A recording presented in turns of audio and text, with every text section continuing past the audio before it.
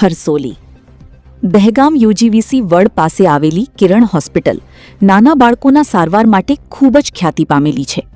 ડોક્ટરનો સ્વભાવ ખૂબ જ સારો હોવાથી દર્દીઓ સારી સુવિધા મળી રહી છે.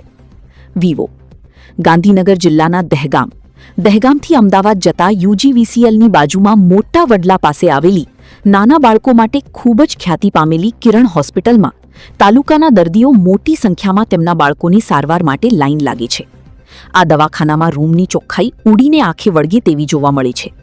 તમામ મશીનો અદ્યતન સુવિધાવાળા સાધનો ઉપલબ્ધ હોવાથી તેની સાથે સાથે આ ડોક્ટર દીપ પટેલનો સ્વભાવ ખૂબ જ માયાળુ અને દર્દીઓ સાથે ભાઈચારાની ભાવના સાથે સંકળાયેલા હોય તેવી દર્દીઓને પ્રતીતિ થાય છે.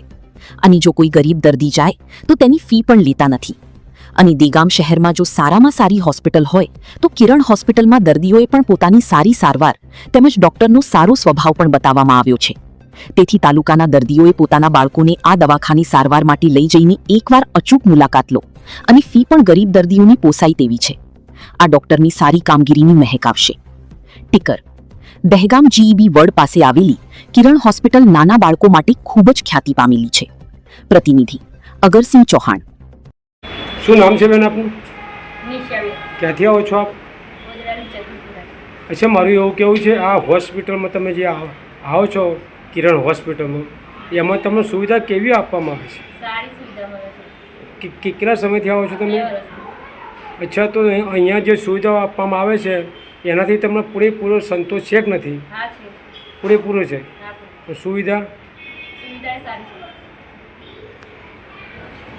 મારું નામ પઠાણ હુસેન ખાન છે. મારું એવું કહેવું છે કે આ દવાખાનાની અંદર તમને સુવિધા કેવી આપવામાં આવે છે? બહુ સરસ. કેટલા સમયથી આવો છો આપ? અમે તો ઘણા આના પહેલાં પણ 2 વખત આવ્યા હતા અને આજે પણ અમારા ખુશ છો તમે? બહુ ખુશ. અને ડૉક્ટર સાહેબ સ્ટેટમેન્ટ કેવું આપે છે, એમનો સ્વભાવ કેવો છે? બહુ સારો છે. સ્વભાવ બહુ સારો છે ડૉક્ટર સાહેબનો.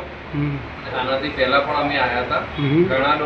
ઘણા ડૉક્ટરો પાસે જઈને આવ્યા હતા પણ અહીંથી એમને બહુ વધારે સંતોષ મળ્યો.